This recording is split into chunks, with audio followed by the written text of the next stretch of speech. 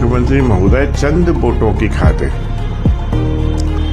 14 अप्रैल को बेवजह एक आदेश दे रहे हैं कि कैदियों को इस पर रिहा किया जाएगा। साथियों, जब देश का संविधान लिखा जा रहा था तब कुछ लोग कोने में बैठकर साजिशें रच रहे थे। आज वही मानसिकता ग्वालियर में अनिल मिश्रा के रूप में जहर उगल रही है। मुख्यमंत्री ने 14 अप्रैल बाबा साहब की जयंती पर कैदियों को रिहा करने का फैसला क्या लिया, इन जैसे जातिवादियों के सीने में आग लग गई। भाई साहब, इनके सीने पे सांप लौटने लगा।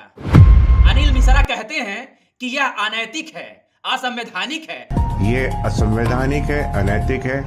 अरे ओ मिश्रा जी, संविधान तो आपने पढ़ा नहीं, वरना आपको पता होता कि जिस न्याय और दया की बात आप कर रहे हैं ना, उसकी जननी ही बाबा साहब की कलम है।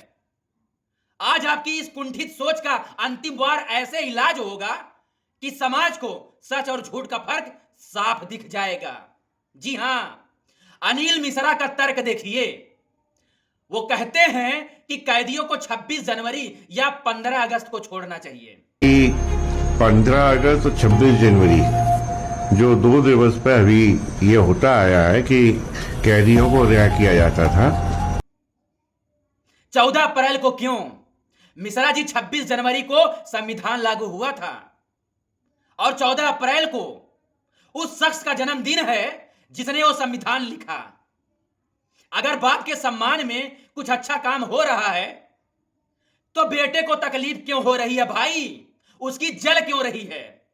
आप कहते हैं कि गांधी जयंती पर नहीं छोड़ते तो अंबेडकर जयंती पर क्यों? जब हम गांधी जी के जन्म दिवस पर नहीं छोड़ सकते पाए आज तक किसी को, किसी तीज त्योहार पर नहीं छोड़ सके, तो ये छोड़ने का विषय क्या था? स्वतंत्रता दिवस पर छोड़ते, गणतंत्र दिवस पर छोड़ते, तो ये निर्णय उनका संवैधानिक है और इसको हम न्यायालय के समक्ष लेके जरूर जा रहे हैं और उस पर शीघ्र ही हम प्रकरण भी दायर करेंगे।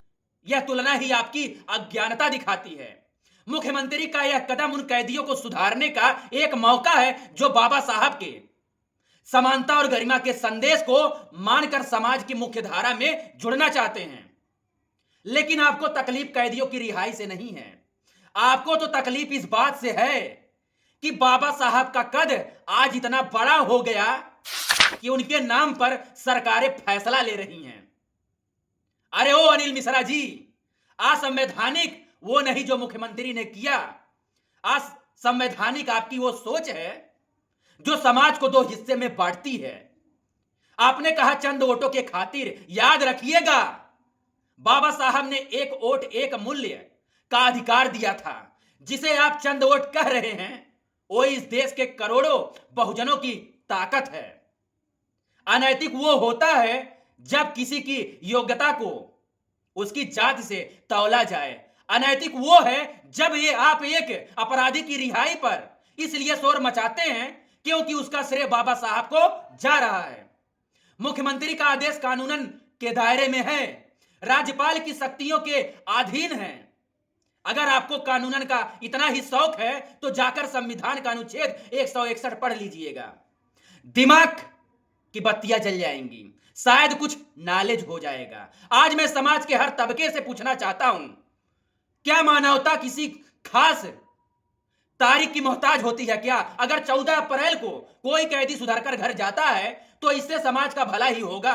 जलन किस बात की है? अगर यही रिहाई किसी पर्व पर होती तो क्या अनिल मिश्रा जैसे लोग वीडियो बनाते? नहीं, तब ये लोग इसे पुण्य का काम बताते। भाई साहब, महापुरुषों का बंटवारा कब तक? बाबा साहब सिर्फ दलितों के नहीं, पूरे भारत के महानायक हैं। उन्होंने महिलाओं को अधिकार दिए, मजदूरों को हक दिया। उनके दिन पर कैदियों को रिहाई मिलना उनके मानवतावाद का सम्मान है।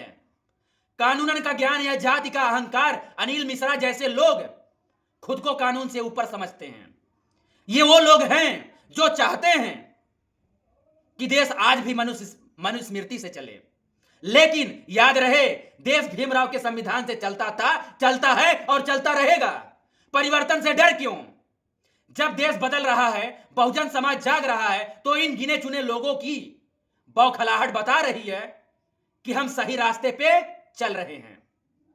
ग्वालियर के अनिल मिश्रा जी, अपनी मानसिकता बदलिए। बाबा साहब की जयंती नफरत फैलाने के लिए नहीं, बल्कि भाईचारा बढ़ाने के लिए है। आपकी यह जलन आपकी हार है। आपने जो जहर उगला है, उसका जवाब मध्य प्रदेश का हर वो नागरिक देगा जो न्याय में विश्वास रखता है। मुख्यमंत्री का फैसला ऐतिहासिक है और हम उसका स्वागत करते हैं। अगर आपको इतनी ही तकलीफ है तो अपनी आंखों का इलाज करवाइए, क्योंकि बाबा साहब का सूरज अब चढ़ चुका है।